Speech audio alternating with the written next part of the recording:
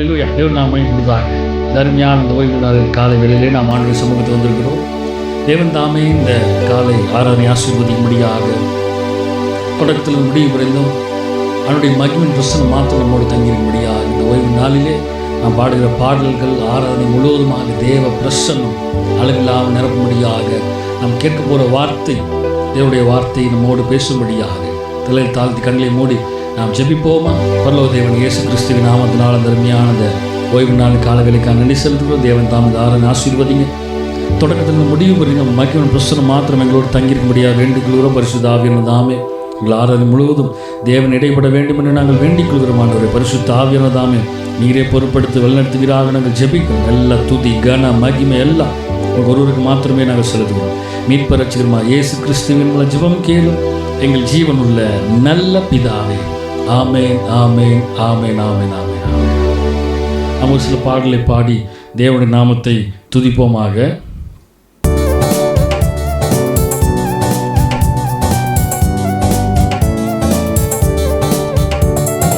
அகிலத்தையும் ஆகாயத்தையும் உந்தன் வல்ல பராக்கிரமத்தாலே ஆண்டவர் நீ சிருஷ்டித்தீரே உந்தன் நல்ல கரத்தினாலே. அகிலத்தையும் ஆகாயத்தையும் உந்தன் வல்ல பராக்கிரமத்தாலே ஆண்டவர் நீ சிருஷ்டித்தீரே உந்தன் நல்ல கரத்தினாலே. ஆகாதது ஒன்றுமில்லை, உம்மால் ஆகாதது ஒன்றுமில்லை, ஆகாதது ஒன்றுமில்லை, உம்மால் ஆகாதது ஒன்றுமில்லை. சர்வ வல்லவரே கனம் மகிமைக்கு பாத்திரரே. சொல்லுங்க பார்க்கலாம். சர்வ வல்லவரே கனம் மகிமைக்கு பாத்திரரே.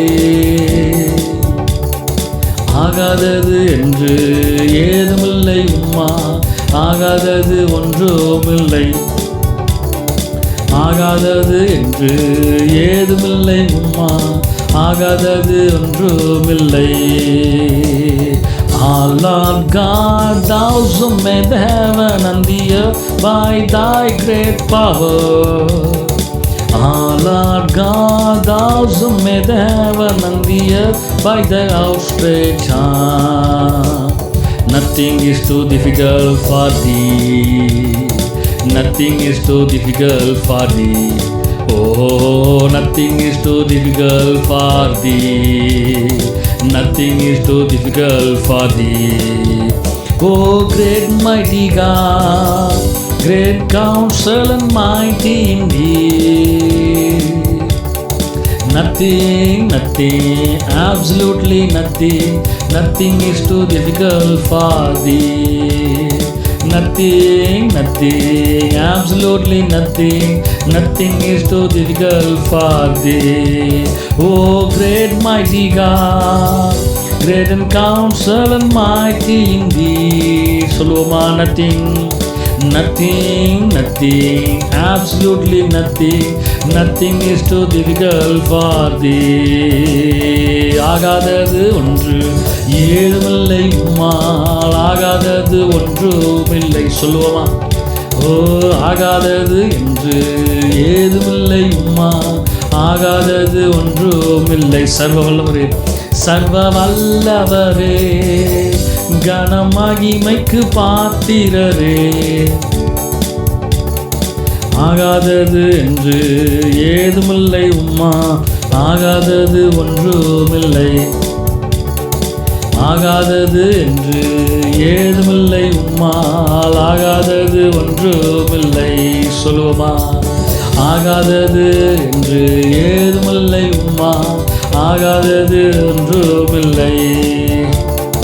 நேசரின் ரத்தம் என் மேலே நெருங்காது சாத்தான். நேசரின் ரத்தம் என் மேலே நெருங்காது சாத்தான்.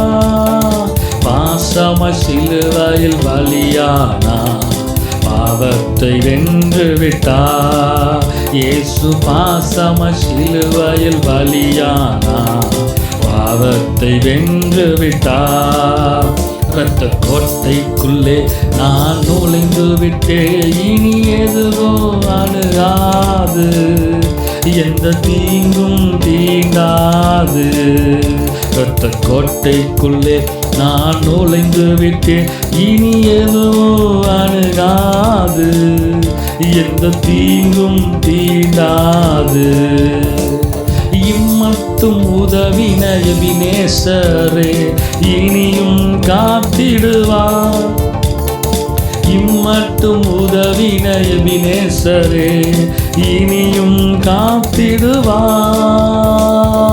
உலகிலே இருக்கும் அவனை விட என் தேவன் பெரியவரே.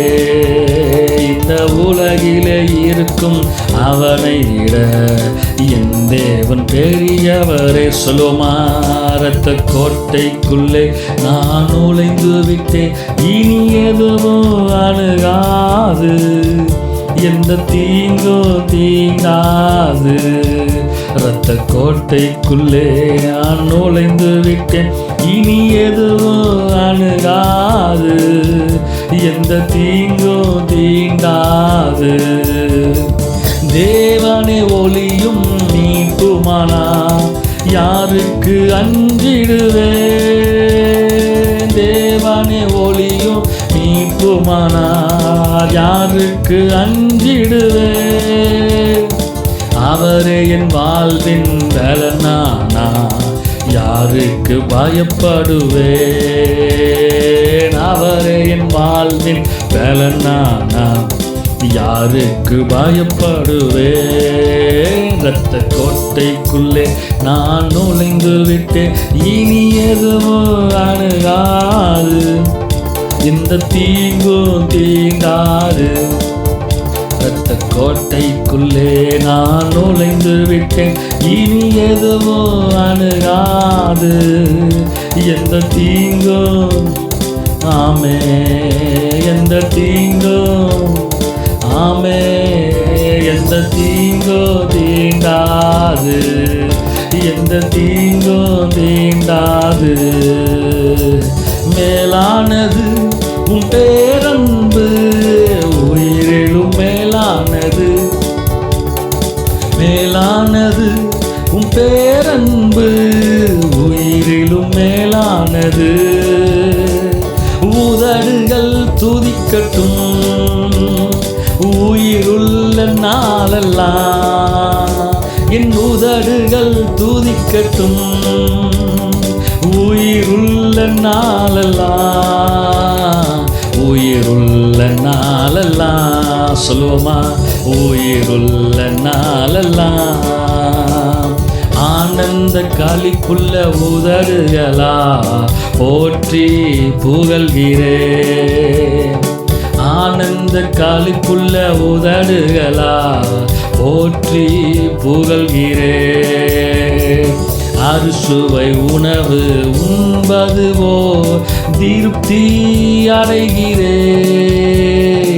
அறுசுவை உணவு உண்பதுவோ திருப்தி அடைகிறேன். தினமும் துதிக்கிறே, தினமும் துதிக்கின்றே. தேவனே நீரெந்தேவன், சொல்லுங்க, தேடுவேன் ஆர்வமுடன். தேவனே தேவனே நீரெந்தேவன், தேடுவேன் ஆர்வமுடன். மகிமை வாஞ்சிக்கிறே, உம் பாலக்கரம் தாங்குதையா. மகிமை வாஞ்சிக்கிறே, உம் பாலக்கரம் தாங்குதையா. என்னை பாலக்கரம் தாங்குதையா, என்னை பாலக்கரம் தாங்குதையா. ஆனந்த களிப்புள்ள உதடுகளா போற்றி புகழ்கிறேன். ஆனந்த களிப்புள்ள உதடுகளா போற்றி புகழ்கிறேன். அறுசுவை உணவு உண்பதுவோ திருப்தி அடைகிறேன். அறுசுவை உணவு உண்பது போல் திருப்தி அடைகிறேன். தினமும் துதிக்கிறே, தினமும் துதிக்கிறே. நீதானே நீதானே என் துணையானி, உன் நிழலில் கலிகூறுவேன். நீதானே என் துணையானி, உன் நிழலில் கலிகூறுவேன். சொல்லுங்க, உறுதியாய் பற்றி கொண்டேன், உறுதியாய் பற்றி கொண்டேன். உன் வாலக்காரம் தாங்குதையா, உறுதியாய் பற்றி கொண்டேன். உன் வாலக்காரம் தாங்குதையா, வாலக்காரம் தாங்குதையா, வாலக்காரம் தாங்குதையா. ஆனந்த களிப்புள்ள உதடுகளால் போற்றி. சொல்லுங்க பார்க்கலாமே. ஆனந்த களிப்புள்ள உதடுகளால் போற்றி புகழ்கிறேன். அறுசுவை உணவு உண்பது போல், அறுசுவை உணவு உண்பது போல் திருப்தி அடைகிறேன்.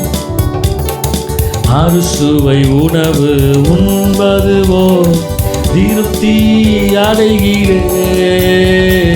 தினமும் துதிக்கிறே, தினமும் துதிக்கிறே, தினமும் ஆமே தினமும் துதிக்கிறே. இரவும் பகலும் ஆண்டவரே தினமும் உம்மை துதிக்கிறே, தினமும் துதிக்கிறே, தினமும் துதிக்கிறே, தினமும் துதிக்கிறே, தினமும் துதிக்கிறே, தினமும் துதிக்கிறே.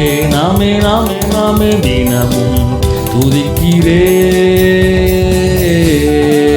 அப்படி இருக்கிற இடத்துல எல்லா கண்களை மூடி, ஆண்டவரே உம்மை தினமும் நாங்கள் துதிக்கிறோம், உம்மை நாங்கள் தினமும் நாங்கள் துதிக்கிறோம், தினமும் நாங்கள் துதிக்கிறோம். உம்மையே நாங்கள் துதிக்கிறோம், உம்மையே நாங்கள் உறுதியாய் பற்றி கொண்டிருக்கிறோம். உம்மையே நாங்கள் தினமும் தினமும் தினமும் தினமும் காலையிலோ மதியான வேளையிலோ மாலையிலோ ஆண்டவரே சாயங்கால வேளையில இரவிலோ ஆண்டவரே உம்மை நாங்கள் துதித்து கொண்டே துதித்து கொண்டே துதித்து கொண்டே எப்பொழுதும் நாங்கள் உம்மை துதித்து கொண்டே தினமும் துதிக்கின்றே. தினமும் ஆமே தினம் துதிக்கின்றேன், துதிக்கின்றேன். உம்மையே நாங்கள் துதிக்கிறோம் ஆண்டவரே. இந்த ஓய்வு நாளின் கால வேளையிலே ஆண்டவரே நாங்கள் உம்மையே நாங்கள் துதிக்கிறோம், உம்மையே நாங்கள் துதிக்கிறோம், துதிக்கிறோம், துதிக்கிறோம். துதி பலிகளை செலுத்துகிறவன் என்னை மகிமைப்படுத்துகிறான் என்று சொல்லுகிறவரே, தினமும் உம்மை நாங்கள் துதிக்கிறோம், துதிக்கிறோம், துதிக்கிறோம், துதிக்கிறோம். எஸ் ஆமே. ஓ எங்கள் மகிமையே. எஸ் ராஜா உம் பிரசன்னம் போதுமையா, எப்போதும் எனக்கு வேண்டுமையா. ராஜாவும் பிரசன்னம் போதுமையா, எப்போதும் எனக்கு வேண்டுமையா. பிரசன்னம் பிரசன்னம் தேவ பிரசன்னம். பிரசன்னம் பிரசன்னம் தேவ பிரசன்னம். உலகமெல்லாம் மாயையா, உலகமெல்லாம் மாயையா. உம்மன் ஒன்றே எனக்கு போதுமையா, உம்மன் ஒன்றே எனக்கு போதுமையா. பிரசன்னம் பிரசன்னம் தேவ பிரசன்னம் பிரசன்னம் பிரசன்னம் தேவ பிரசன்னம் கரம் பிடித்த நாயகரே கரம் பிடித்த நாயகரே கைவிடாத தூயவரே கைவிடாத தூயவரே பிரசன்னம் பிரசன்னம் தேவ பிரசன்னம் பிரசன்னம் பிரசன்னம் தேவ பிரசன்னம் இன்னும் உம்மை அறியணுமே இன்னும் உம்மை அறியணுமே இன்னும் கிட்டி சேரணுமே நான் இன்னும் கிட்டி சேரணுமே பிரசன்னம் பிரசன்னம் தேவ பிரசன்னம் பிரசன்னம் பிரசன்னம் தேவ பிரசன்னம் துதியினிலே வாழ்பவரே துதியினிலே வாழ்பவரே துணையாளரே என் மனவாளரே துணையாளரே என் மனவாளரே பிரசன்னம் பிரசன்னம் தேவ பிரசன்னம்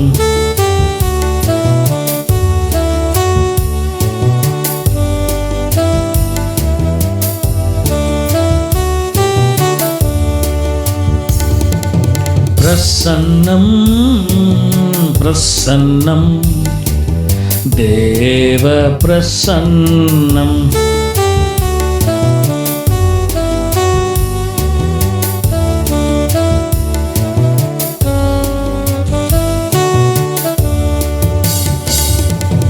பிரசன்னம் பிரசன்னம் ஓ எஸ் தேவ பிரசன்னம் இந்த காலை வேளையிலே ஆண்டவரே பிரசன்னம் எங்கள் மத்தியிலே இறங்கும்படியாக வேண்டிக் கொள்கிறோம்.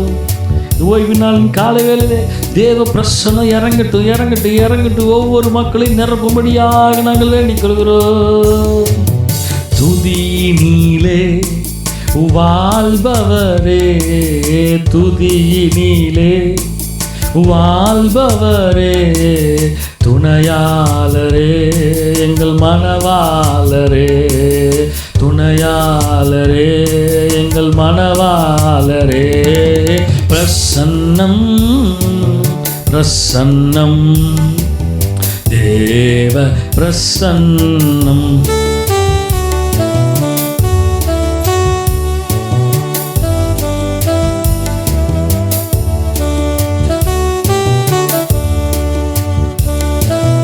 பிரசன்னம் பிரசன்னம் தேவ பிரசன்னம்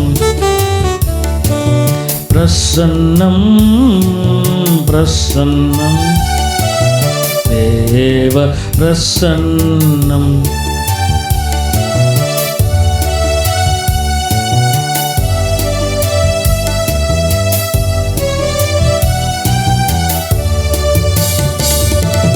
பிரசன்னம் பிரசன்னம் தேவ தேவ பிரசன்னம் இறங்கும்படியாக வேண்டிக் கொள்கிறோம். பிரசன்னம் பிரசன்னம் தேவ பிரசன்னம் மட்டுமாக எங்கள் ஆராதனை முழுதுமாக இடைப்பட்ட கிருபைகளுக்காக நன்றி ஆண்டவரே. நீதி வருகிற நேரங்கள் எல்லாம் நீரை ஆளுகை செய்து வளர்த்துகிறார், எங்களோடு பேசுகிறார்.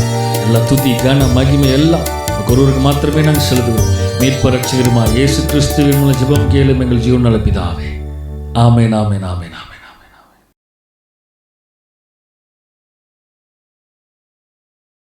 அல்லேலூயா. தேவன் நாம் மகிமைப்படுவதாக. இந்த அருமையான இந்த ஓய்வு நாளின் காலை வேளையிலே நாம் ஆண்டுடைய வார்த்தையை கேட்கும்படியாக வந்திருக்கிறோம். வேதத்தை திருப்பிக் கொள்வோம். 2 தீமோத்தேயு 4ஆம் அதிகாரம் அதனுடைய 14ஆம் வசனத்திலிருந்து 17ஆம் வசனம் வரைக்கும். கண்ணனாகிய அலெக்சாண்டர் எனக்கு வெகு தீமை செய்தான். அவனுடைய செய்கைக்கு தக்கதாக கர்த்தர் அவனுக்கு பதில் அளிப்பாராக. நீயும் அவனை குறித்து எச்சரிக்கையாயிரு. அவன் நம்முடைய வார்த்தைகளுக்கு மிகவும் எதிர்த்து நிற்கிறவன். நான் முதல் விசை உத்தரவு சொல்ல நிற்கையில் ஒருவனும் என்னோடு கூட இருக்கவில்லை. எல்லாரும் என்னை கைவிட்டார்கள். அந்த குற்றம் அவர்கள் மேல் சுமராதிருப்பதாக. கர்த்தரோ எனக்கு துணையாக நின்று என்னாலே பிரசங்கம் நிறைவேறுகிறதற்காகவும் புறஜாதியார் கேட்கிறதுக்காகவும் என்னை பலப்படுத்தினார். சிங்கத்தின் வாயிலிருந்தும் நான் ரட்சிக்கப்பட்டேன். இந்த காலை வேளையிலே, இந்த ஓய்வு நாளின் காலை வேளையிலே தேவன் நம்மோடு பேசுகிற வார்த்தை, நாம் வேர்டு லோகோஸை குறித்து நாம் தியானித்து கொண்டிருக்கிறோம். அந்த லோகோஸ் அநேக காரியங்கள் மூலமாக வெளிப்படுகிறது. அந்த லோகோஸ் எப்படிப்பட்டவைகள், என்னென்ன காரியங்கள் என்று ஒவ்வொரு வாரம் ஆண்டவர் நம்மோடு பேசி கொண்டிருக்கிறார். சென்ற வாரத்தில் கூட பிரசங்கங்களின் வாயிலாக ஆண்டுடைய வார்த்தை வெளிப்படும் என்பதை குறித்து ஆண்டவர் நம்மோடு பேசினார். அப்போ இந்த வேர்டு லோகோஸ் பகுதி 16வது வாரமாக இந்த வார்த்தையை நாம் தியானித்து கொண்டிருக்கிறோம்.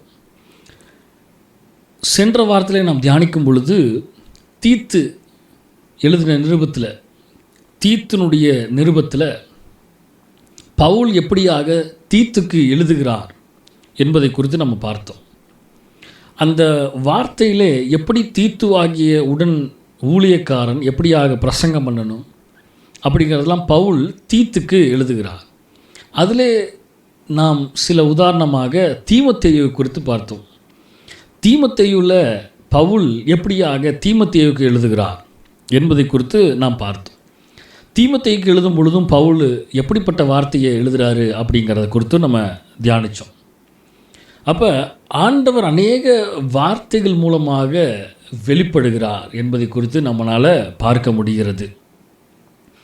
அப்போ பவுல் என்ன சொல்லுகிறார் என்பதை இங்கே பார்க்கும் பொழுது, இங்கே தீமோத்தேயுவில் பார்க்கும் பொழுது, அலெக்சாண்டர் என்கிற ஒரு மனிதன், அந்த மனிதன் தேவனோடு இருக்கிற மனிதன் தான். அலெக்சாண்டரை பற்றி சில காரியங்களை உங்களுக்கு கீழே காட்டுறேன்.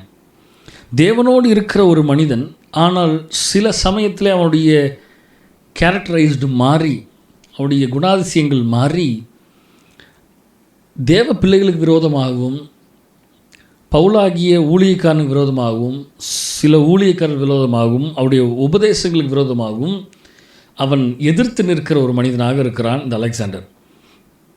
அப்போ இப்போ பவுல் தீமோத்தேயுக்கு எழுதும் பொழுது சொல்கிறாரு, கண்ணனாகிய அலெக்சாண்டர் எனக்கு வெகு தீமை செய்தான். அவனுடைய செய்கைக்கு தக்கதாக கர்த்தர் அவனுக்கு பலன் அளிப்பார், கர்த்தர் அவனுக்கு பார்த்துக்குவார். ஆனாலும் பவுல் தீமோத்தேயுக்கு சொல்லுகிற காரியத்தை பார்க்கும் பொழுது, நீயும் அவனை குறித்து எச்சரிக்கையாயிரு, நீயும் அவனை குறித்து எச்சரிக்கையாக இருங்கிறார். அவேர்னஸாக இருக்கணும். You want to be careful என்பதை குறித்து அழகாக சொல்லுகிறார்.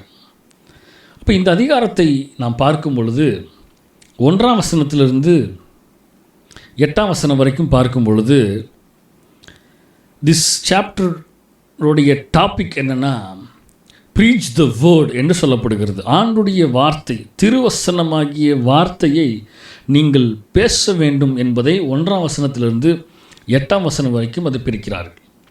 9ஆம் வசனத்திலிருந்து 18ஆம் வசனம் வரைக்கும் பார்த்திங்கன்னா பர்சனல் இன்ஸ்ட்ரக்ஷனை கொடுக்குறார் பவுல்.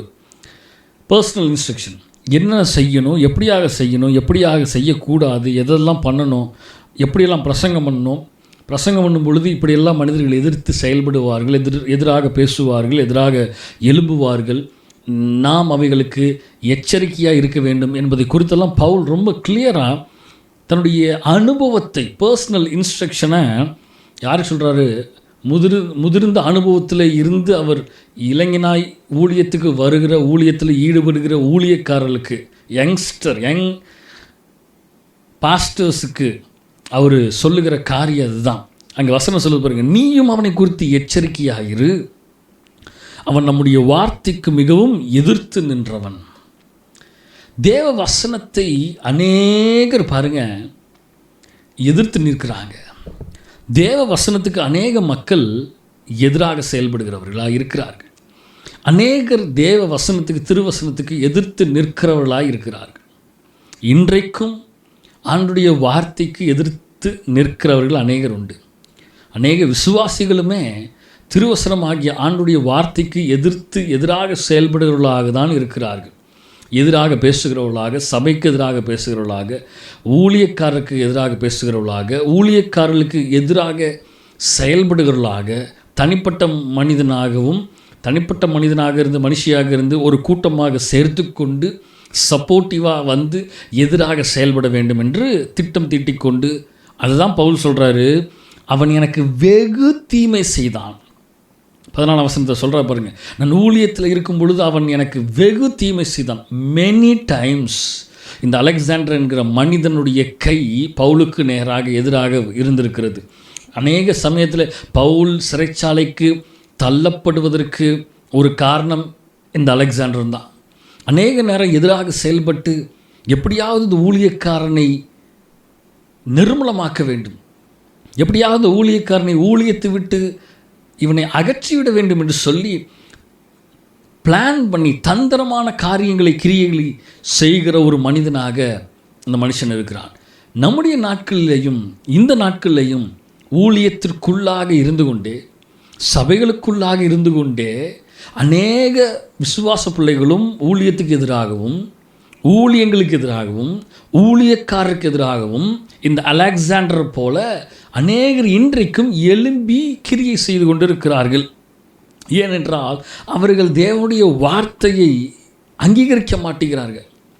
அவங்களுக்கு தேவனுடைய வார்த்தை, நாம் சென்ற வாரத்துக்கு முந்தின வாரம் நம்ம தியானித்தோம், இருபுறமும் கருக்குள்ள பட்டயமாயிருக்கிற வார்த்தை. அப்போ அந்த வார்த்தை அவர்களை குத்தும் பொழுது அவர்கள் எதிராக செயல்படுகிறார்கள். அந்த வார்த்தையை அவர்களால் ஏற்றுக்கொள்ள முடியாமல், இந்த வேர்டாகிய லோகோஸை ஏற்றுக்கொள்ள முடியாமல் அந்த வார்த்தைக்கு மிகவும் எதிராக செயல்படுகிறவர்களாக இருக்கிறார்கள். இங்கே பவுலும் அதான் சொல்கிறாரு, இந்த மனிதன் இந்த வார்த்தைக்கு எதிராக செயல்படுகிறவனாக இருக்கிறான், இந்த வார்த்தைக்கு எதிராக செயல்படுகிற மனிதனாக இருக்கிறான். திருவசனமாகிய ஆண்டுடைய வார்த்தைக்கு எதிராக செயல்படுகிற மனிதன். நம்ம மேலே வசனத்திலேருந்து வாசிக்கும் பொழுது, இந்த அதிகாரம் முழுவதும் வாசிக்கும் பொழுது ரொம்ப அழகாக பவுல் எழுதியிருப்பார் பாருங்க. 1ஆம் வசனத்திலிருந்து வாசிக்கிறேன், கவனமாக வார்த்தையை கவனிங்க. நான் தேவனுக்கு முன்பாகவும் உயிரோடு இருக்கிறவர்களையும் மரித்தவர்களையும் நியாயம் தீர்க்க போகிற கர்த்தராகிய இயேசு கிறிஸ்துவும் முன்பாகவும் அவருடைய பிரசன்னமாக்குதலையும் அவருடைய ராஜ்யத்தையும் சாட்சியாக வைத்து கட்டளையிடுகிறதாவது, சமயம் வாய்த்தாலும் வாய்க்காவிட்டாலும் ஜாக்கிரதையாய் திருவசனத்தை பிரசங்கம் பண்ணு. என்ன அழகாக சொல்கிறாரு பாருங்க. எடுத்தொன்ன முதல் வார்த்தையே, ப்ரீச்சிங் இஸ் ஸோ இம்பார்ட்டன்ட். ஆண்டுடைய திருவசனமாகிய வார்த்தை ரொம்ப முக்கியமானது. இந்த நாட்களிலே ஆண்டுடைய வார்த்தைக்கு முக்கியம் கொடுக்காம பாடல்களுக்கும், பாடல் வரிகளுக்கும், பாடல் வரிகளுடைய இசைகளுக்கும், என்ன அழகான இசையமைச்சிருக்காங்க தெரியுமா, அப்படின்னு இசைகளுக்கும், பாடல்கள், வர்ஷிப் லீடர்ஸ், அந்த வர்ஷிப் லீடர்ஸ் நடனம் ஆடி அவர்கள் குதித்து அந்த லைட்டிங்கை பார்த்து, இப்படிப்பட்ட காரியங்களுக்கு தான் ஜனங்கள் முக்கியத்துவம் கொடுக்குறாங்களே ஒழிய தேவ வசனமாகிய திருவசனத்துக்கு அதிக முக்கியத்துவம் கொடுக்கறது கம்மியாயிடுச்சு. அது இந்த நாட்களில் உள்ள யங்ஸ்டர்லாம் பார்த்திங்கன்னா, இளைஞர்களாக இருக்கிற மனிதர்களுக்கு அப்படியே நல்ல கலர்ஃபுல்லாக இருந்தால் தான் அவங்களுக்கு பிடிக்குது ஒழிய, திருவசனத்தெல்லாம் கொஞ்சம் போதும் கொஞ்சமாக பேசினா போதும், இவ்வளோ போதும், அதுவும் அவர்களுக்கு பிடித்த மாதிரி இருந்தால், அப்படியே இருதயத்திற்கு ஏற்ற மாதிரி இருந்தால் தான் உட்காந்து கேட்பாங்க. அநேக முதிர்ந்த விசுவாசிகளுமே சத்தியத்தை அமர்ந்திருந்து கேட்பது இல்லை. இந்த லாக்டவுன் பீரியடில் எத்தனை விசுவாசிகள் அமர்ந்திருந்து ஆன்லைன் சர்வீஸ் அட்டன் பண்ணியிருப்பாங்க. ஆண்டவருடைய திருவசனத்தை கேட்டு எத்தனை விசுவாசிகள் கீழ்ப்படிந்து ஆண்டவருடைய வார்த்தைக்கு நேராக ஓடியிருப்பாங்க. கொஞ்சம் சிந்திச்சு பார்க்கணும். நமக்கு வீட்டில் இருக்கிறதுக்கு வசதியாக இருக்கிறபடினால நம்ம டிவிக்கு முன்னாடி உட்காந்துக்கிட்டு செய்தியை கேட்குறேன் என்று சொல்லிக்கிட்டு மீடியாவுக்கு முன்னாடி சோஷியல் மீடியாவில் யூடியூப் முன்னாடி உட்காந்துக்கிட்டு போட்டு விட்டுட்டு என்ன பண்ணுறோம், போட்டு விட்டு போய் கிச்சனில் வேலை செய்கிறது, போட்டு விட்டு போய் ஹாலில் வேலை செய்கிறது, துடைக்கிறது, கூட்டுறது, காது ஒரு பக்கம் கேட்டுட்டு போகுது. அப்போ பாருங்களேன், திருவசனமாகிய வார்த்தைக்கு எவ்வளவு முக்கியத்துவம் கொடுக்குறோம். அது பாட்டுக்கு ஹாலில் டிவியில் ஓடிட்டு இருக்கட்டும், நம்ம காது கேட்கட்டும் அப்படிங்கிற மாதிரி தேவ வார்த்தைக்கு அவர் சொல்கிறார் பாருங்க, சமயம் வாய்த்தாலும் சமயம் வாய்க்காவிட்டாலும் ஜாக்கிரதையாக திருவசனத்தை பிரசங்கம் பண்ணு. அடுத்து சொல்கிறாரு, எப்படி பிரசங்கம் பண்ணுமா, எல்லா நீடிய சாந்தத்தோடும் உபதேசத்தோடும் கண்டனம் பண்ணி கடிந்து கொண்டு புத்தி சொல்லு. பவுல் தன்னுடைய ஊழியக்காரருக்கு சொல்லுகிற வார்த்தை இதுதான். எப்படின்னா, கண்டனம் பண்ணி உபதேசம் பண்ணு, கடிந்து கொண்டு உபதேசம் பண்ணு, கடிந்து கொண்டு உங்களுக்கு புத்தி சொல்லுன்னு தான் சொல்கிறார் ஒழிய யாரையும் கடிந்து கொள்ளாதன்னு அவர் சொல்லலை. அவங்களுக்கு தகுந்த மாதிரி உன் வார்த்தையை மாற்றிக்கோ, உன் பேச்சை மாற்றிட்டு பேசு, மனிதனுக்கு தகுந்த மாதிரி மனுஷனுக்கு தகுந்த மாதிரி மனுஷிக்கு தகுந்த மாதிரி மாற்றி மாற்றி எப்படி பேசணுமோ அப்படியெல்லாம் பேசு அப்படிங்கிறதெல்லாம் பவுல் சொல்லிக் கொடுக்கல. நல்ல வேதத்தின் வார்த்தைகளை உற்று நோக்கி பாருங்கள். இந்த காலவெளியில் தேவ வசனமாகிய திருவசனம் நமக்கு நேராக வருகிறது. திருவசனம் எப்பொழுதுமே எந்த மனிதனுக்கு தகுந்த மாதிரி அப்படியே மாறி மாறி இந்த மனிதனுக்கு தகுந்த மாதிரி பேசுவோம், இந்த மனிதனுக்கு தகுந்த மாதிரி பேசுவோங்கிற வார்த்தை ஒருபோதும் வராது. அது இருவரும் கருக்குள்ள பட்டயம். அது உங்களையும் வெட்டும், என்னையும் வெட்டி, எல்லாரையும் வெட்டும். அது எல்லாவற்றையும் சுத்திகரிக்கிறதா இருக்கிறது. ஆமே. அப்போ அவர் சொல்லுகிற வார்த்தை பாருங்கள், உபதேசத்தோடும் கண்டனம் பண்ணி கடிந்து கொண்டு புத்தி சொல்லு. ஏனென்றால் அவர்கள் ஆரோக்கியமான உபதேசத்தை பொறுக்க மனதில்லாமல், எப்படி தேவ வசனம் ஆரோக்கியமானது. சில நேரங்களில் அந்த ஆரோக்கியமான ஊட்டச்சத்தான வார்த்தை நமக்கு உள்ளே போய் கிரியை செய்ய தாங்க செய்யும். கிரியை செய்யாமல் இருந்தால் அந்த வார்த்தை வெறுமையான வார்த்தைன்னு அர்த்தம். ஆனால் தேவனுடைய வார்த்தை ஒருபோதும் வெறுமையான வார்த்தை அல்ல. அது உள்ளே போய் கிரியைகளை செய்யும். அப்போ அந்த வார்த்தை வெறுமையான வார்த்தை அல்ல. அது ஊட்டச்சத்து நிறைந்த, அது ஆரோக்கியம் நிறைந்த உபதேசமாக இருக்கிறபடினால இந்த வார்த்தையை நிறைய பேர் கேட்காம, வசனம் சொல்லுவோம், செவித்தின உள்ளவர்களாக்கி தங்கள் சுய இச்சைக்கேற்ற போதகர்களை தங்களுக்கு திரளாக சேர்த்து கொண்டு, எப்படி எங்களுக்கு பிடிச்ச மாதிரி சத்தியத்தை பேசுகிற ஊழியக்காரர்கள், எங்களுக்கு பிடிச்ச மாதிரி தேவ வார்த்தை வரணும், கொஞ்சம் வார்த்தை வித்தியாசமாக வந்துருச்சுன்னா எதிர்த்து நிற்பாங்க. இது ஏன் எப்படி பேசுனீங்க, இது ஏன் எப்படி பேசுகிறீங்க? தேவ வார்த்தை அன்பை குறித்து சொல்லுகிறது அல்லவா, அன்பை குறித்து போதிக்கிறது அல்லவா. ஒரு ஊழியக்காரன் இப்படி தான் கோபமாக பேசுகிறதா, ஒரு ஊழியக்காரன் இப்படி தான் கடிந்து கொண்டு பேசுகிறதா? இந்த ஊழியக்காரன் அன்பாக பேசணும்ல. தேவ ஆவியானவர் ஆண்டவர் அன்பாக தானே பேசினார். நல்லா கவனிங்க மக்களே, நல்லா கவனிங்க விசுவாச பிள்ளைகளே. இந்த ஓய்வு நாள் காலவேளை கர்த்தர் நம்மோடு பேசி கொண்டு இருக்கிறார். ஆண்டவர் சாட்டையை எடுத்தது எங்கே தெரியுமா? தேவ ஆலயத்தில் தான் சாட்டையை எடுத்தார். ஆண்டவராக இயேசு கிறிஸ்து, குமாரனை இயேசு கிறிஸ்து ஊழியம் செய்யும் பொழுது அந்த தேவ ஆலயத்தை பார்க்கும் பொழுது அந்த தேவ ஆலயத்தில் அவர் சொல்கிறார், கல்லர் குகைகளாய் மாற்றி வைத்திருக்கிறீர்களே. சாட்டை எடுத்து அடித்து எல்லாத்தையும் விரட்டுறாரு பாருங்க, க்ளீன் பண்ணுகிறார், சுத்திகரிக்கிறார். சபைக்குள்ளே இருக்கிறவர்கள் தான் தேவன் சுத்திகரிக்கிறார். சாட்டை எடுத்து அடித்து சுத்திகரிக்கிறார் ஒழிய தெருவில் போயிட்டுருக்கிறவனை சுத்திகரிக்கலை, எங்கேயோ அலைந்து தெரிந்து கொண்டு இருக்கிறவனை சுத்திகரிக்கலை. தேவனுடைய சமூகத்துக்கு நேராக வந்து அமர்ந்திருக்கிறவர்களை தான் தேவனுடைய வார்த்தை சுத்திகரிக்கும். அந்த வார்த்தை நம்மை சுத்திகரிக்க விரும்புகிறது. அந்த வார்த்தை ஏதாவது நம்மளை பண்ணணுங்க. அந்த வார்த்தை எதுவுமே பண்ணலைன்னா அந்த வார்த்தை கிரியை செய்யலன்னு அர்த்தம். ஆனால் தேவனுடைய வார்த்தை அப்படியாக அல்ல. அந்த வார்த்தை நம்மளை ஏதாவது பண்ணும், உணர்த்தும். அப்போ இந்த வார்த்தையை இவர்கள் மனிதர்கள், விசுவாசிகள் என்ன பண்ணுறாங்க? தங்கள் சுய இச்சைக்கேற்ற போதகர்களை தங்களுக்கு திரளாய் சேர்த்து கொண்டு. அப்போ அலெக்சாண்டருங்கிறவன் ஆண்டுடைய வார்த்தைக்கு எதிர்த்து நின்றவன். எதனால் எதிர்த்து நின்றவனா, அவனுக்கு அந்த வார்த்தை கசப்பாக இருந்துச்சு, அவனுக்கு அந்த வார்த்தை கடினமாக தோணுச்சு, அவனுக்கு அந்த வார்த்தையை ஏற்றுக்கொள்ள முடியல. அதனால தான் அவன் எதிர்த்து நிற்கிறான். கவனிக்கிங்களா இந்த காலை வேளையில்? அப்போ இதற்கு என்ன பண்ணணும்? நமக்கு பிடிச்ச மாதிரி ஊழியக்காரனை தேர்ந்தெடுப்போம்.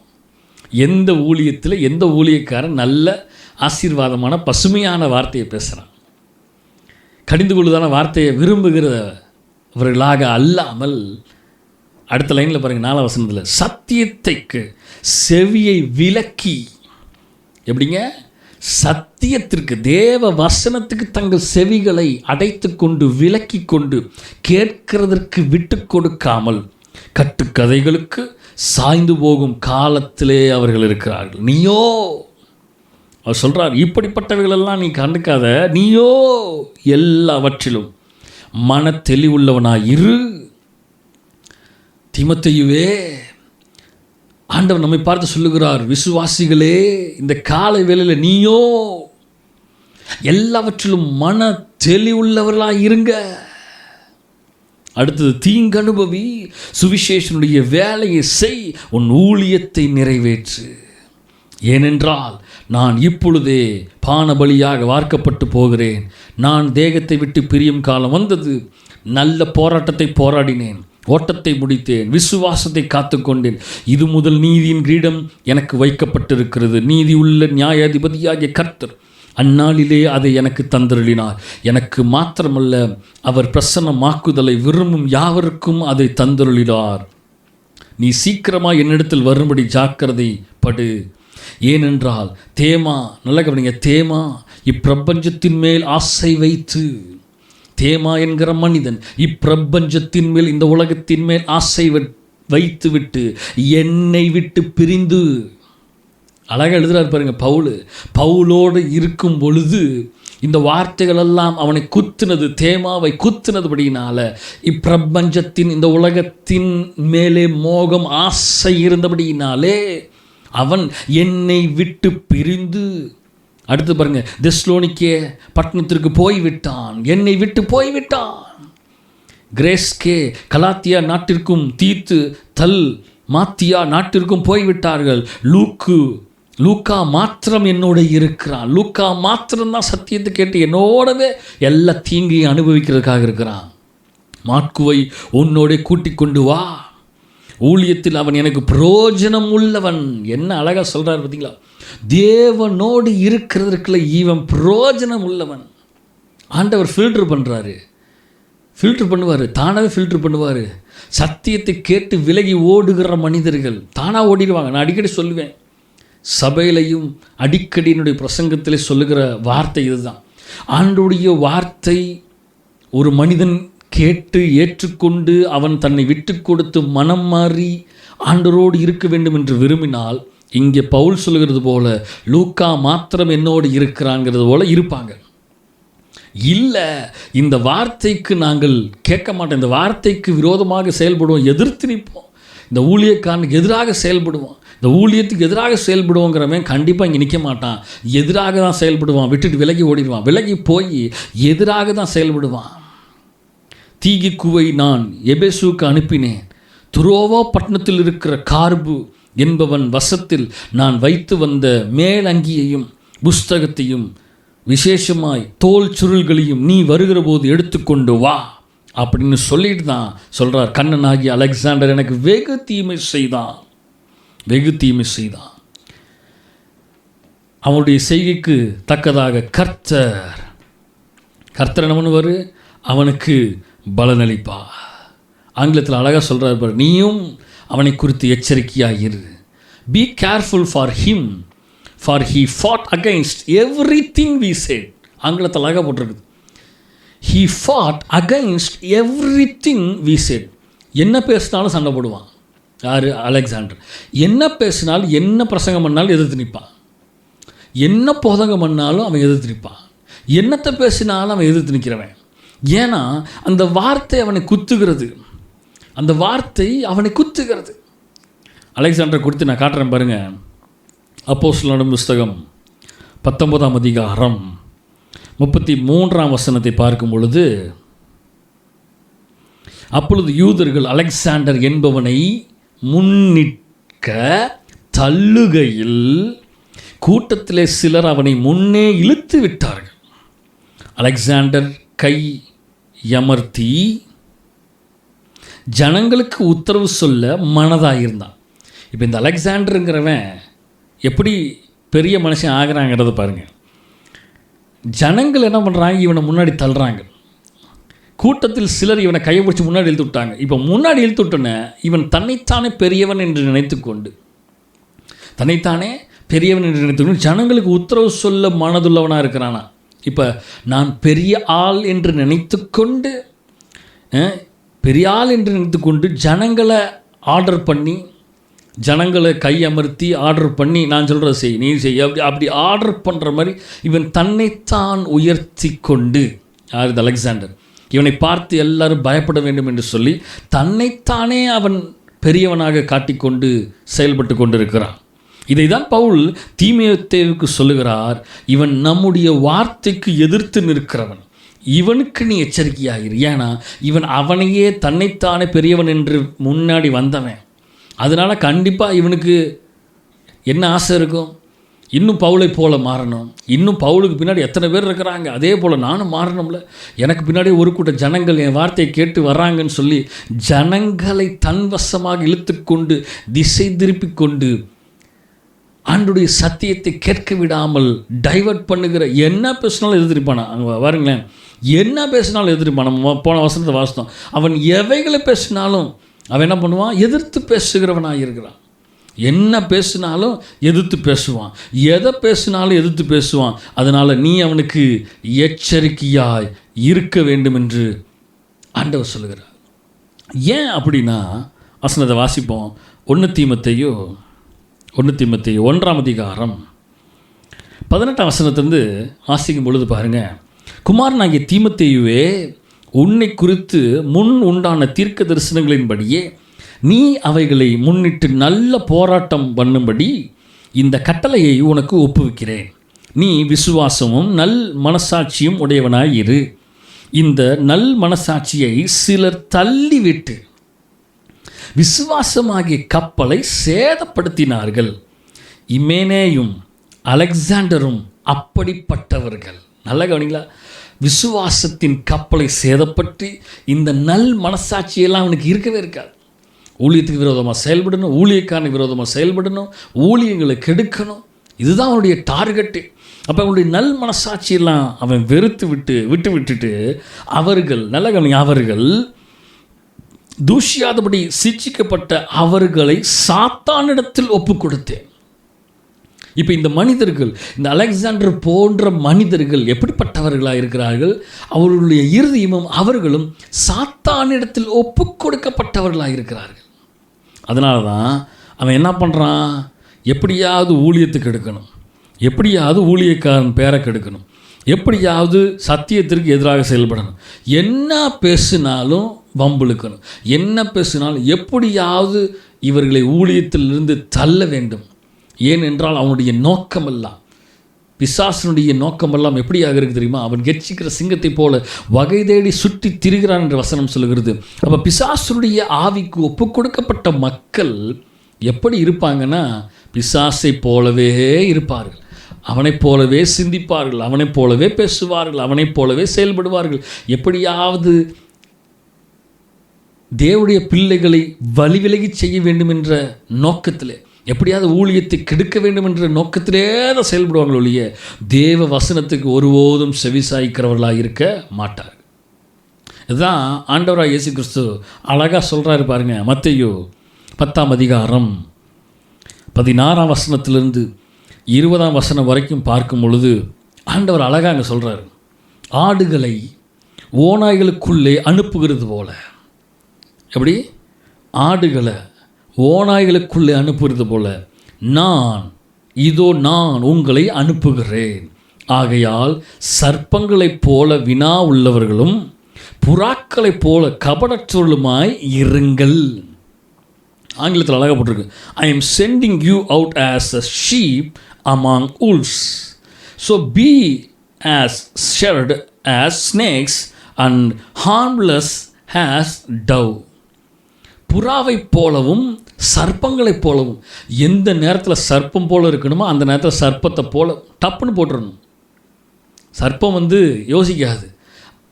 யாராவது சர்ப்பத்துக்கு தீங்கு செய்ய வராங்க நினச்ச உடனே பரவாயில்ல வாங்க வாங்க அப்படின்னு இருக்காது. எடுத்தோடனே பார்த்தீங்கன்னா டப்புன்னு ஒரு போர்டு போட்டுரும். அதோடைய பாய்சனை டப்புன்னு அடிச்சிடும். ஆண்டு சொல்கிறாரு, சர்ப்பங்களைப் போல விண்ணா உள்ளவர்களாகவும் எந்த நேரத்தில் சர்ப்பத்தை போல இருக்கணுமோ அந்த நேரத்தில் இருக்கணும். அடுத்தது, புறாக்களைப் போல கபடற்றவர்களுமாய் இருங்கள். எந்த நேரத்தில் கபடற்றவர்களாக இருக்கணுமோ அந்த நேரத்தில் கபடற்றவர்களாக இருக்கணும். அடுத்து சொல்கிறார், மனுஷரை குறித்து எச்சரிக்கையாக இருங்கள். அவர்கள் உங்களை ஆலோசனை சங்கங்களுக்கு ஒப்பு கொடுத்து தங்கள் ஜெப ஆலயங்கள் உங்களை வாரினால் அடிப்பார்கள். ஆண்டவர் பாருங்க சொல்கிறார். யாருக்கு சொல்கிறாருங்கிறத நான் பின்னாடி சொல்கிறேன். இந்த வார்த்தையை கேளுங்க. நான் பின்பதாக இன்னும் கொஞ்சம் விளக்கமாக இதை விவரிக்க விரும்புகிறேன். ஆண்டவருடைய வார்த்தை, ஆண்டவர் அழகாக சொல்கிறார். என்னென்னா, மனுஷரை குறித்து எச்சரிக்கையாக இருங்கப்பா. அவர்கள் உங்களை எங்கே கொண்டு போய் நிறுத்துவாங்க? ஆலோசனை சங்கத்தில் உங்களை ஒப்பு கொடுத்துருவாங்க. இதுதான் பவுல் சொன்னார் தீமோத்தேயுல 2 தீமோத்தேயு 4ஆம் அதிகாரத்தில். அவர் சொல்கிறாரு, என்ன சொல்கிறாரு தெரியுமா? அங்கே பாருங்களேன், அநேக தடவை என்னை கைவிட்டுட்டு போயிட்டாங்க. 16 வசனம் 2 தீமோத்தேயு 4:14 சொல்கிறாரு பாருங்க. நான் முதல் விசை உத்தரவு சொல்ல நிற்கையில் ஒருவனும் என்னோடு கூட இருக்கவில்லை, எல்லாரும் என்னை கைவிட்டார்கள். எப்படி அவர் சொல்கிறார்? எல்லாரும் என்னை கைவிட்டுட்டு போயிட்டான், ஒருத்தன் கூட இல்லையா? ஊழியக்காரனுக்கு சப்போர்ட்டாக நிற்கலாம்ல, ஒருத்தனும் கூட இல்லை, ஒருத்தன் கூட இல்லை, எல்லாம் விட்டுட்டு போயிட்டாங்க. அதுதான் ஊழியக்காரருடைய நிலைமை. ஏதாவது எவனாவது ஒரு பழியை தூக்கி போட்டான்னா உடனே எல்லாரும் நமக்கு எதுக்கு வம்பு, நம்ம எதுக்கு ஊழியக்காரன் சப்போர்ட்டிவாக பேசணும், நம்ம இந்த பக்கம் சாஞ்சிட்டு போய் சப்போர்ட்டிவாக நின்றுக்குவோம். அப்போ தான் நமக்கு எந்த பிரச்சனையும் வராதுன்னு சொல்லி போய் உலக ஜனங்களோடும் எதிர்த்து நிற்கிறவங்களோடும் சப்போர்ட் பண்ணி கைகோத்து நின்றுக்கிட்டு ஊழியக்காரனுக்கு எதிராக சப்போர்ட்டும் பண்ண மாட்டான், காப்பாற்றவும் மாட்டான். ஒன்றும் தெரியாத மாதிரியே. இங்கே பவுலுக்கு நேர்ந்தவைகள் அதே தான். அன்னைக்கு பவுலுக்கு நேர்ந்து இருக்கிறது தான் இன்றைக்கு எங்களைப் போல ஊழியக்காரர்களுக்கு அதே நிலைமை தான். நம்ம கூடவே ட்ராவல் பண்ணுகிற விசுவாசிகள் ஏதாவது ஒரு பிரச்சனை வந்துச்சுன்னு பாருங்களேன், அவங்க யாருன்னே தெரியாத மாதிரி ஒதுங்கிடுவாங்க. எனக்கு இதுக்கு சம்மந்தமே இல்லைங்க அப்படிங்கிற மாதிரி ஒதுங்கி போயிடுவான். அன்னைக்கு பவுலை கைவிட்ட மக்கள், இன்றைக்கு பவுலாகிய ஊழியக்காரரை கைவிட்ட மக்கள் இன்றைக்கி எங்களைப் போல ஊழியக்காரர்களையும் கைவிட்டு போயிடுறாங்க. வசனத்துக்கு நேராக வருவான். அப்போ இவர் சொல்கிறாரு பாருங்க, ஆண்டவர் இயேசு கிறிஸ்து உங்களை எங்கே கொண்டு போய் நிறுத்துவாங்க? நியாய சங்கலில் கொண்டு போய் நிறுத்துவான், தேவாலயத்துக்கு முன்னாடி கொண்டு போய் நிறுத்துவான், எல்லா இடத்துலையும் நியாய சங்கங்களுக்கு உங்களை ஒப்பு கொடுப்பான், ஜெப ஆலயங்களில் உங்களை வாரினால் அடிப்பாங்க. 18ஆம் வசனம், அவர்களுக்கும் புறஜாதியாருக்கும் சாட்சியாக என் நிமித்தம் அதிபதிகளுக்கு முன்பாகவும் ராஜாக்களுக்கு முன்பதாகவும் கொண்டு போகப்படுவீர்கள். அவர்கள் உங்களை ஒப்புக் கொடுக்கும்போது எப்படி பேசுவோம் என்றும் என்னத்தை பேசுவோம் என்றும் கவலைப்படாதிருங்கள். நீங்கள் பேச வேண்டியது அந்நேரத்தில் உங்களுக்கு அருளப்படும். பேசுகிறவர் நீங்கள் அல்ல, உங்கள் பிதாவின் ஆவியானவரே உங்களிருந்து பேசுவார். என்ன அழகாக ஆண்டவர் இயேசு கிறிஸ்து சொல்லி கொடுக்குறாரு பாருங்க. கவலைப்படாதியா, எவனும் கூட இருந்து சப்போர்ட் பண்ணுறான், சப்போர்ட் பண்ணாமல் போயிட்டான் அப்படின்னு கவலைப்படாத. நீ என்ன பேசணும், எதை செய்யணும், என்ன பண்ணணும்னு சொல்லி நான் உங்க கூட இருக்கிறேன். யார் விட்டுட்டு போனாலும் சரி, நான் உங்க கூட இருக்கிறாயாங்கிறாரு வருங்க. அல்லேலூயா. அப்போ ஆண்டவராக இயேசு கிறிஸ்து தெரியும், ஒரு சூழ்நிலை எல்லாரும் விட்டுட்டு போயிடுவாங்க ஊழியத்தில். நீ ஊழியத்துக்கு போகும்போது எவனுக்கு கூட இருக்க மாட்டான். ஊழியத்துக்கு எதிராக செயல்படுவாங்க, வார்த்தைக்கு எதிராக பேசுவான், பிரசங்களுக்கு எதிராக பேசுவான், என் வார்த்தையை தூஷிப்பார்கள், எல்லாம் பண்ணுவான். உங்களை கொண்டு போய் நியாய சங்கங்களுக்கு முன்பதாக நிறுத்துவாங்க, உங்களை ஜெப ஆலயங்களில் வாரினால் அடிப்பார்கள், அதிபதிகள் முன்பதாக பிரதான ஆசாரியர் முன்பதாக எல்லாத்தையும் நிறுத்துவாங்க. ஆனால் நீங்கள் கவலைப்படாதீங்க, ஒருத்தனும் கூட இல்லை, சப்போர்ட்டுக்கு இல்லைன்னு கவலைப்படாதீங்க, நான் உங்களோடு கூட இருக்கிறேன் என்று ஆண்டவர் சொல்லுகிறார். அல்லேலூயா. தேவனுடைய நாமம் போயிருந்தார். இது யாருக்கு ஆண்டவர் சொல்லிக் கொடுக்குறார் தெரியுமா? இது யாருக்கு ஆண்டவர் சொல்லிக் கொடுக்குறாரு தெரியுமா? முதல் வசனத்திலிருந்து வாசிக்கும் பொழுது அவர் சொல்லுகிற வார்த்தையை கேளுங்க. அப்பொழுது அவர் தம்முடைய 12 சீஷர்களையும் தம்மிடத்தில் வரவழைத்து, எப்படி 12 சீஷர்களை வரவழைத்து என்ன பண்ணுறாரு? 12 சீஷர்களையும் ஊழியத்துக்கு அனுப்புகிறார். 2ஆம் வசனம் பாருங்கள். அந்த 12 அப்போஸ்தலருடைய நாமங்களை ஆவன, யார் யார் யார் யார் யார் அப்படிங்கிறத அவர் சொல்லுகிறார். சொல்லிவிட்டு எப்படிப்பட்ட காரியங்களாம் செய்யணும், என்ன பண்ணுங்கிறத 5ஆம் வசனம் சொல்கிறா பாருங்க. இந்த 12 இயேசு அனுப்புகையில் அவர்களுக்கு கட்டளையிட்டு சொன்னது என்னவென்றால், நீங்கள் புறஜாதியார் நாட்டுக்கு போகாமல் சமாரிய பட்டணங்களிலே பிரவேசியாமலும் காணாமற் போன ஆடுகளாகிய இஸ்ரவேல் வீட்டாரிடத்திற்கு போங்கள். அப்போ அவர் என்ன சொல்லி கொடுக்குறார் தெரியுமா? சபையை விட்டு விலகி போன காணாமல் போன மக்களை தேடி நீங்கள் போய் அவர்களிடத்தில் ஆண்டவருடைய திருவசனத்தை பிரசங்கம் பண்ணு, ஆண்டவருடைய வார்த்தையை சொல்லு அப்படிங்கிறதா அவருடைய வார்த்தையை. பாருங்களேன், காணாமல் போன ஆடுகளை ஆகிய இஸ்ரவேல் வீட்டாரத்துக்கு போங்க, போகையில் பரலோக ராஜ்யம் சமீபித்திருக்கிறது என்று பிரசங்கியுங்கள். என்ன சொல்கிறாரு? திருவசனமாகிய வார்த்தையாகிய லோகோஸை பிரசங்கம் பண்ணுன்னு தான் சொல்கிறார். ஒழிய நீங்கள் அங்கே போய் கதை அடிச்சிட்ருங்க, நீங்கள் அங்கே போய் அவங்களுக்கு தகுந்த மாதிரி மண்டையாட்டிட்டு வாங்க அப்படிலாம் சொல்ல, பிரசங்கம் பண்ணு. அல்லேலூயா, அல்லேலூயா. போகையில் பரலோக ராஜ்யம் சமீபத்திருக்கிறது, மனம் திரும்புங்கிற பிரசங்கத்தை பண்ணு அப்படிங்கிறாரு.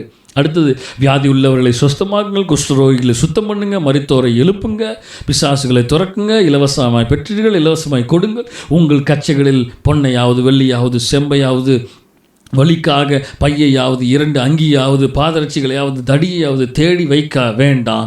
வேலையால் தன் ஆகாரத்துக்கு பாத்திரனாய் இருக்கிறான்.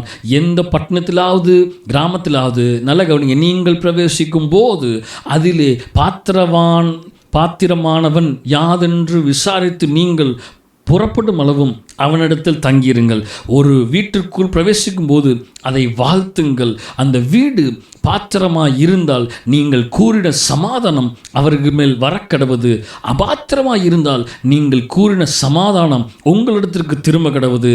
அடுத்தது நல்லா கவனிங்க, எவனாகிலும், அலெக்சாண்டர் போல, எவனாகிலும் உங்களை ஏற்றுக்கொள்ளாமலும் உங்கள் வார்த்தைகளை கேளாமலும் போனால் அந்த வீட்டையாவது பட்டணத்தையாவது விட்டு புறப்படும் போது உங்கள் கால்களில் படிந்த தூசியை உதறி போடுங்கள். ஆண்டவர் தான் சொல்றாரு, if they accepted my word they are blessed, their homes are blessed. If they are not accepted my word, if they didn't accept my word, I tell you the truth, the wicked city of Sodom and Gomorrah will be better off than such a town on the judgment day என்று சொல்லுகிறார். அதாவது என்ன சொல்கிறாருங்கிறத அடுத்த லைனில் நான் ஆங்கிலத்தில் முன்கூட்டியே சொல்லிட்டேன்.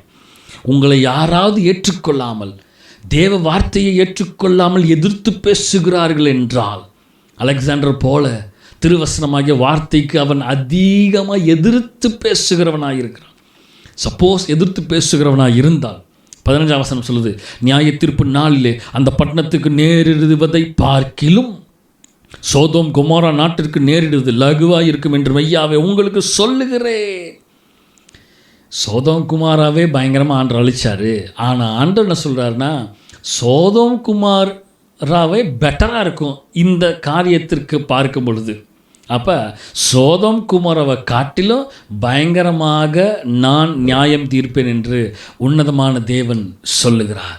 சொல்லி முடிச்சுட்டு தான் அவர் அடுத்த லைனில் சொல்கிறாரு, ஆடுகளை ஓநாய்களுக்குள்ளே அனுப்புகிறது போல இதோ நான் உங்களை அனுப்புகிறேன். அல்லேலூயா. அப்போ ஆண்டவராகிய இயேசு கிறிஸ்து குமாரனாகிய உன்னதமான தேவன் சொல்லி கொடுத்த காரியமும் இதுதான். இதை தான் பவுல், உன்னதமான ஊழியனாகிய பவுலும் தன்னுடைய ஊழியக்காரருக்கு சொல்லிக் கொடுத்த காரியமும் இதுதான்.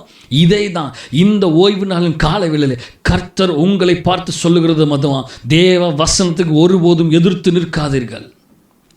நீங்கள் தேவ வசனமாகிய திருவசனத்திற்கு எதிர்த்து பேசுகிற மனுஷிகளாய் இருந்தீர்கள் என்றால், நீங்கள் திருவசனமான வார்த்தைக்கு இல்லை ஊழியக்காரனுக்கு விரோதமாக இல்லை ஊழியங்களுக்கு விரோதமாக ஊழியங்களுக்கு எதிராக செயல்படுகிற மனிதர்களாய் நீங்கள் இருந்தீர்கள் என்றால், தயவு செய்து இந்த காலை வேளையிலே நீங்கள் மனம் திரும்புங்கள்.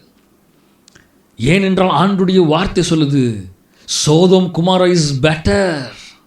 உங்களுக்கு நேரிடுவது அதற்கா மோசமாக இருக்கும். சோதம் குமாராவை காட்டிலும் உங்களுடைய வாழ்க்கையில் உங்களுடைய குடும்பத்தில் ஏற்படுகிற காரியம் மோசமான நிலைமையாக இருக்கும். ஆண்டவர் சொல்கிறார், உங்களை எவனும் ஏற்றுக்கொள்ளலையா, நீ அந்த வீட்டை விட்டு அந்த பட்டணத்தை விட்டு கிளம்பும் பொழுது உன் கால்களில் இருக்கிற பாதரட்சையை பாருங்க, அழகாக சொல்கிறா பாருங்க, அந்த வீட்டையாவது பட்டணத்தையாவது விட்டு புறப்படும் போது 14ஆம் வசனம், உங்கள் கால்களில் படிந்திருக்கிற தூசியை உதறி போடுங்கள். இந்த டஸ்ட்டை உதறிட்டு வா. நான் நியாயம் தீர்க்கிறேன் என்று ஆண்டவர் சொல்லுகிறாரு. எதிர்த்து பேசுகிற மனிதர்களா, இந்த காலை வேளையிலே தயவு செய்து தாழ்மையாய் கேட்டுக்கொள்கிறேன். ஆண்டுடைய வார்த்தைக்கும் ஆண்டுடைய ஊழியக்காரருக்கும் ஊழியங்களுக்கும் எதிராகவும் நீங்கள் எதிர்த்து பேசாதீங்க. தயவு செய்து அவர்கள் கால்களில் இருக்கிற செருப்பில் இருக்கிற தூசியை உதறினாலேவே முடிஞ்சு போச்சு. ஆண்டவர் பயங்கரமான நியாயம் தீர்ப்பார். ஒரு சம்பவத்தை நான் உங்களுக்கு இந்த வேளையிலே சொல்ல விரும்புகிறேன். நடந்த சம்பவம், எங்களுடைய வாழ்க்கையில் நடந்த சம்பவத்தை நான் சொல்லுகிறேன். நாங்கள் ஒரு வீட்டிலே குடியிருந்தோம். அந்த வீட்டை விட்டு கிளம்பும் பொழுது அந்த வீட்டிலேருந்து காலி பண்ண சொல்லிட்டாங்க. ரெண்டட் ஹவுஸில் இருந்தோம், காலி பண்ண சொல்லிட்டாங்க. ஸோ ஷிஃப்டட் பண்ணி வேறு இடத்துக்கு போகிறதுக்காக நாங்கள் வீட்டை பார்த்துட்ருக்குறோம். அதுக்குள்ளே எங்களை ரொம்ப அர்ஜி பண்ணுறாங்க.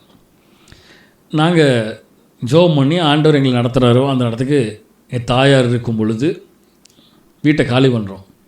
காலி பண்ணும் பொழுது அந்த வீட்டிற்கு நம்ம அட்வான்ஸ் கொடுத்துருப்போம்ல, ரெண்ட் கொடுப்போம், அட்வான்ஸ் கொடுப்போம். அந்த அட்வான்ஸை ஐ திங்க் ஸோ 10,000 என்னமோ கொடுத்துருந்தது. அட்வான்ஸில் வெறும் 4,000 ருப்பீஸோ என்னமோ தான் அவங்க கொடுப்பேன்னு சொன்னாங்க. மீதி ஏதோ 6,000 ருப்பீஸோ என்னமோ எனக்கு சரியாக தெரியல. ஆனால் ஒரு பெரிய அமௌண்ட்டை அவர்கள் தர முடியாது, இவ்வளோ தான் தருவோம் அப்படின்னு அவங்க ரொம்ப பிடிவாதம் பிடிச்சு அதுக்கு இதுக்குன்னு அன்வான்டாக தேவையில்லாமல் எங்களை சங்கடப்படுத்தி எங்களை வேதனைப்படுத்தி ரொம்ப காயப்படுத்தினாங்க. அந்த நாட்களில் நான் சிறு பையன். என்னுடைய தாயார் ரொம்ப போராடி பார்த்துட்டு அவர்கள் சொன்ன வார்த்தை என்ன தெரியுமா? நாங்கள் அந்த வீட்டை விட்டு கிளம்பும் பொழுது திங்ஸ் எடுத்துகிட்டு நாங்கள் வேனில் கிளம்பும் பொழுது என்னுடைய தாயார் சொன்ன வார்த்தை, காலில் போட்டிருக்கிற செருப்பை உதறிட்டு வா, தேவன் நியாயம் தீர்ப்பார் அப்படிங்கிற வார்த்தையை என்னுடைய தாயார் சொன்னார்கள். இன்னும் அந்த வார்த்தை என்னுடைய இருதயத்தில் இருக்கிறது. அந்த கால்களில் இருக்கிற செருப்பு இருக்குல்ல, அந்த செருப்பில் இருக்கிற ஆண்டவருடைய வார்த்தை சொல்கிற, உங்கள் கால்களில் படிந்திருக்க தூசியை உதறி போடுங்க, உதறிட்டு வா, கர்த்தர் நியாயம் தீர்ப்பார்யா. நம்ம நீதியோடு நியாயத்தோடும் ஓடிக்கொண்டிருக்கிறோம், ஆனால் இவர்கள் இப்படிப்பட்ட அநியாயத்தை செய்து கொண்டிருக்கிறார்கள். நீ தூசியை உதறிட்டு வா, கர்த்தர் நியாயம் தீர்ப்பார்னு சொல்லிட்டாங்க. தூசியை உதறிட்டு நாங்கள் கர்த்தர் நியாயம் தீர்ப்பார்னு வந்துட்டோம். ஒரு சில மாதங்கள் கழித்து எங்களுக்கு தகவல் வருகிறது, அந்த ஹவுஸ் ஓனருடைய மகள் சில ஃபேமிலி இஷ்யூ நிமித்தமாக பாத்ரூம் கழுவுவோம் தெரியுமா, அந்த பாத்ரூம் கழுவுற ஹார்பிக் இருக்குது பாருங்கள், ஹார்பிக், அந்த ஹார்பிக்கை எடுத்து அந்த மகள் குடித்து விட்டாள். குடித்தது நிமித்தமாக அப்படி வாயிலேருந்து எல்லாம் வெந்து போய் ஃபுல்லாக டோட்டலாக வெந்துருச்சு. கொண்டு போய் கோயம்புத்தூர் ஹாஸ்பிட்டலில் சேர்த்து கிட்டத்தட்ட எத்தனையோ லட்சங்கள் செலவழித்து பல நாட்கள் அந்த மருத்துவமனையிலே வேதனையோடு, கவலையோடு, துக்கத்தோடு, கண்ணீரோடு பணத்தை செலவழித்து விரயமாய் ஒன்றுமில்லாமல் போய் பல நாட்கள் துடிதுடித்து அவர்கள் அங்கே இருந்து மீண்டுமாக வந்தாங்க. அப்போ நல்லா நம்ம கவனித்து பாருங்கள், நம்மக்கிட்ட வாங்கினது சில ஆயிரங்களாய் நம்மக்கிட்ட ஏமாத்தினது சில ஆயிரங்களாக இருக்கும்.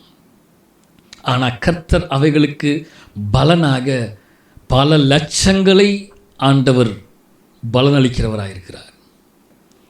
அதனால் ஒருபோதும் ஊழியங்களுக்கு எதிராகவும் ஊழியக்காரருக்கு எதிராகவும் தேவனுடைய வசனத்துக்கு எதிராகவும் தயவுசெய்து எதிர்த்து நிற்காதீங்க. நீங்கள் எதிர்த்து நின்னீங்கன்னா நீங்கள் யாரோட போராடிட்டு இருக்கிறீங்க தெரியுமா? ஊழியக்காரன், ஊழியங்கள் தேவனால் உண்டாக்கப்பட்டது. அவங்க யார் தெரியுமா? ஊழியர்களும் ஊழியக்காரிகளும் ஊழியங்களும் தேவனுடைய பிரதிநிதிகளாக இருக்கிறார்கள். அப்படிப்பட்டவர்களுக்கு எதிராக பேசுனா ஆண்டவர் சும்மா விடுவாரா? ஒரு வசனத்தை வாசிப்போம். பிலிப்பியர் 3ஆம் அதிகாரம் 1-2 வசனத்தை பார்க்கும் பொழுது, மேலும் என் சகோதரருடைய கர்த்தருக்குள் சந்தோஷப்படுங்கள், எழுதினவைகளையே எழுதுவது எனக்கு வருத்தம் அல்ல, அது உங்களுக்கு நலமாயிருக்கும். மீண்டும் மீண்டுமாக மீண்டும் மீண்டுமாக மீண்டும் மீண்டுமாக மீண்டும் மீண்டும் மீண்டும் மீண்டும் again and again and again and again and again ஆண்டுடைய வார்த்தையை பேசுகிறது எங்களுக்கு வருத்தம் அல்ல. தேவ வார்த்தையை சொல்லி எச்சரிப்பது எங்களுக்கு வருத்தம் அல்ல. மனம் திரும்பிடுங்க அப்படின்னு சொல்கிறதுக்கு தான். எப்படியாவது ஒரு விஷயாவது மனம் திரும்பிடுவீங்களோ அப்படின்னு சொல்லி தான் திரும்ப திரும்ப திரும்ப இந்த வார்த்தையை நாங்கள் சொல்லிகிட்டே இருக்கிறோம். இந்த ஒரு விஷயம் மணந்துருமா இந்த ஆத்துமா, இந்த ஒரு விஷயம் இந்த ஆத்துமா மணந்துருமா, இந்த ஒரு விஷயம் இந்த ஆத்துமா மணந்துருமா, இந்த ஒரு விஷயம் இந்த ஆத்துமா திருவசனத்துக்கு கீழ்ப்படியுமா அப்படிங்கிறதுக்கு தான் திரும்ப திரும்ப திரும்ப திரும்ப அந்த வார்த்தையை நாங்கள் சொல்லிக்கொண்டே இருக்கிறோம். இது எங்களுக்கு வருத்தம் அல்ல, இது எங்களுக்கு வருத்தம் அல்ல, இது உங்களுக்கு, அது உங்களுக்கு நலமாயிருக்கும், நலமாயிருக்கும்.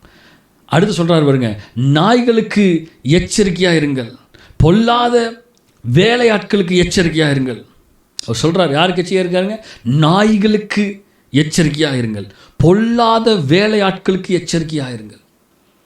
அலெக்சாண்டரை போல அநேக மனிதர்கள் தேவனுடைய வார்த்தைக்கு விரோதமாக செயல்படுகிறார்கள், தேவனுடைய வார்த்தைக்கு மிகவும் எதிர்த்து நிற்கிறவர்களாக இருக்கிறார்கள். இந்த பொல்லாத மனிதர்கள், வேலையாட்கள் தங்களுக்கென்று ஒரு கூட்ட ஜனங்களை சேர்த்து கொண்டு எல்லாத்தையும் அவங்க பக்கம் திருப்பி கொண்டு எல்லாரையும் ஊழியத்துக்கு எதிராகவும் வார்த்தைக்கு எதிராகவும் எழும்ப வேண்டும் என்று சொல்லி வேலை செய்து கொண்டிருக்கிற இந்த பொல்லாத வேலையாட்களுக்கு you want to be careful என்று ஆண்டவர் இந்த காலையில் எச்சரிக்கிறார். அல்லேலூயா, அல்லேலூயா. தேவனுடைய நாமம் மகிமைப்படுவதாக. 2 தீமோத்தேயு 3ஆம் அதிகாரம், 2 தீமோத்தேயு 3ஆம் அதிகாரம் 1ஆம் வசனத்திலிருந்து நான் வாசிக்கிறேன், கவனமாக கேளுங்க.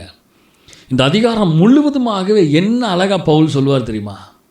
இந்த வார்த்தைகள் எல்லாம் இந்த காலை வேளையில் நம்மை உணர்த்தி வைக்கிற வார்த்தை, லோகோஸ், உணர்த்தி வைக்கிற திருவசனமாக இருக்கிறது. ஒருபோதும் வசனத்துக்கு எதிராக செயல்படாதீங்க, ஒருபோதும் வசனத்துக்கு எதிர்த்து நிற்காதீங்க.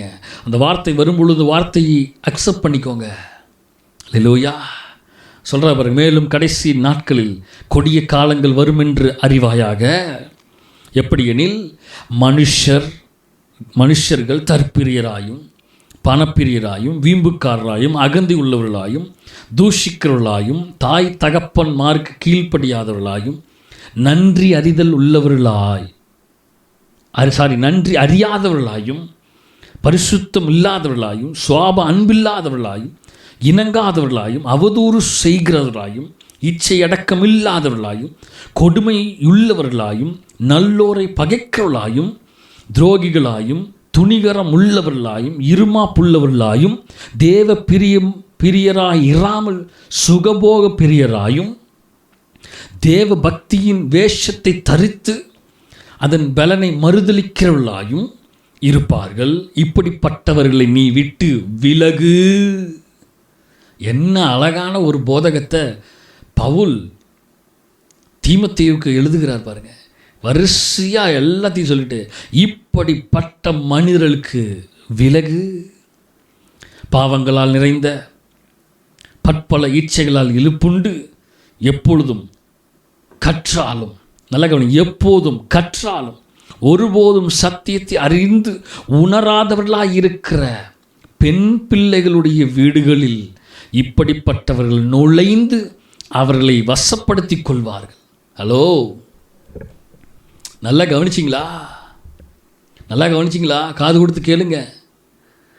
எப்போதும் கற்றாலும் ஒருபோதும் சத்தியத்தை அறிந்து உணராதிருக்கிற பெண் பிள்ளைகளுடைய வீட்டிற்கு. அப்போ நல்லாவே தெரியும், பெண் பிள்ளைகள் எப்பயுமே ஆசிலேஷனாகவே இருப்பாங்க.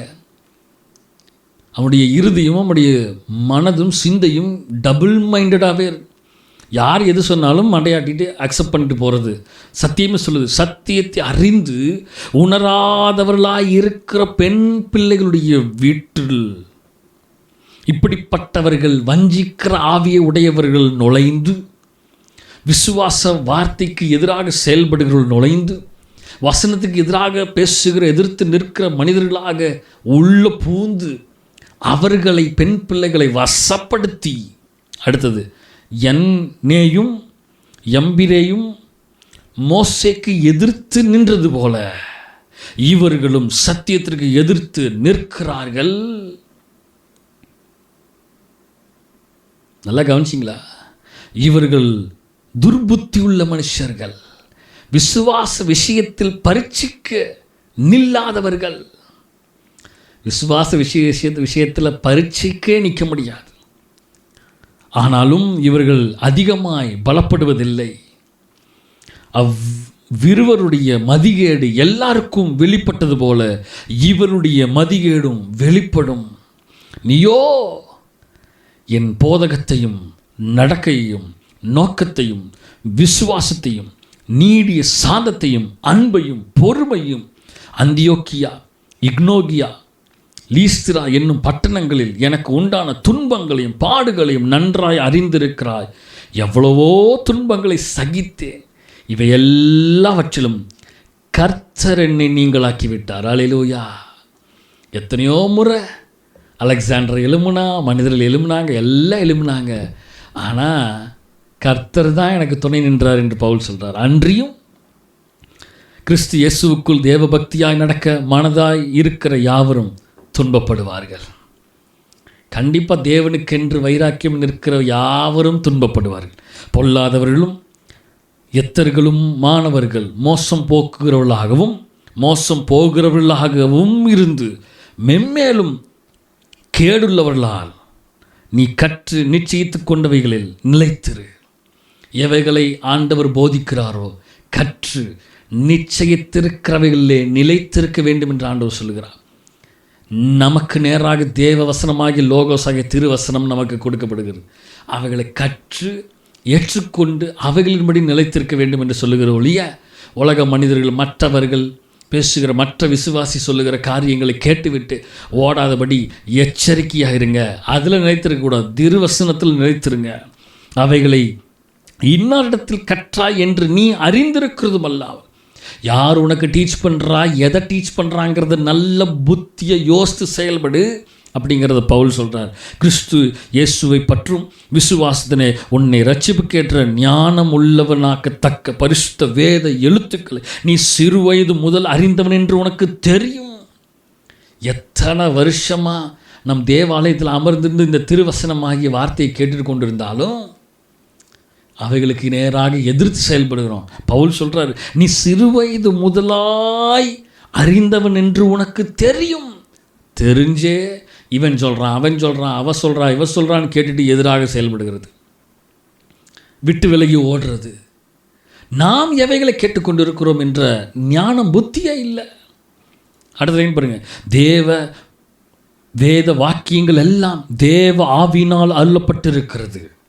தேவனுடைய மனுஷன் தேறினவனாகவும் எந்த நற்கிரியை செய்ய தகுதியுள்ளவனாகவும் இருக்கும்படி அவைகள் உபதேசத்துக்கும் கடிந்து கொள்ளுதலுக்கும் சீர்திருத்துதலுக்கும் நீதியை படிப்பிக்குதலுக்கும் பிரயோஜனம் உள்ளவைகளாய் இருக்கிறது. அப்போ இந்த திருவசனமாகிய லோகோஸ் ஆகிய வேர்ட் என்ன பண்ண தெரியுமா? இந்த உபதேசம் கடிந்து கொள்ளுதலுக்கும் சீர்திருத்துதலுக்கும் நீதியை படிப்பிக்குதலுக்கும் பிரயோஜனம் உள்ளதாக இருக்கிறது. இந்த வார்த்தைக்கு ஒருபோதும் எதிர்த்து நிற்கக்கூடாது. இந்த வார்த்தையை கேட்டு இந்த வார்த்தையை அக்செப்ட் பண்ணி அந்த வார்த்தையோடு நிலைத்திருந்து தேவனோடு நாம் பிரயாணப்பட்டு போய்கொண்டிருந்தால் நிச்சயமாக அந்த வேத எழுத்துக்கள் நம்மை இன்னும் அதிகமாய் நிலநிற்க செய்யும். அதை விட்டுட்டு இந்த திருவசனத்துக்கு மாறுபாடாக எதிர்த்து நிற்கிறவனாகிய அலெக்சாண்டரை போல அந்த வார்த்தைக்கு மிகவும் எதிர்த்து செயல்படுவர்களாய் நாம் இருந்தோம் என்றால் நிச்சயமாய் ஒருபோதும் தேவ சமூகத்திலே நாம் நிலை நிற்க முடியவே முடியாது. இந்த கால வேளையிலே கர்த்தர் நம்மோடு பேசின வார்த்தை தான். அந்த வார்த்தையாகிய லோகோஸை கேட்டு அந்த வார்த்தையிலே நாம் நிலைத்திருக்க வேண்டும். அந்த வார்த்தைக்கு நாம் ஒருபோதும் எதிர்த்து பேசக்கூடாது, எதிர்த்து நிற்கக்கூடாது, எதிர்த்து செயல்படக்கூடாது.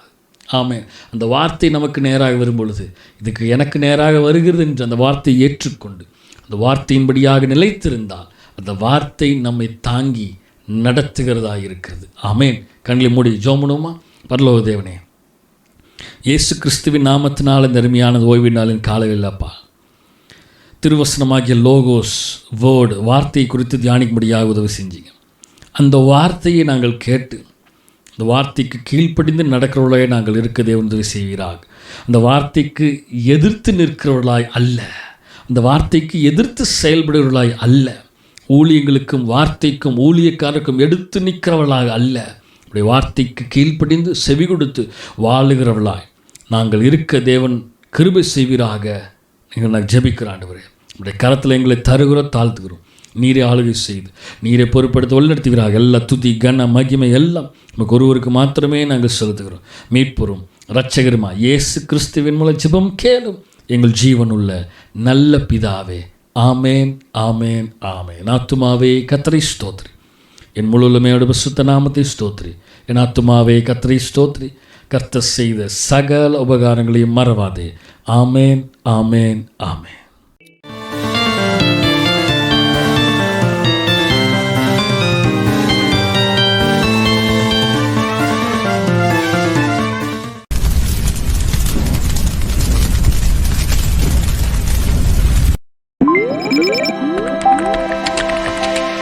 Thank you.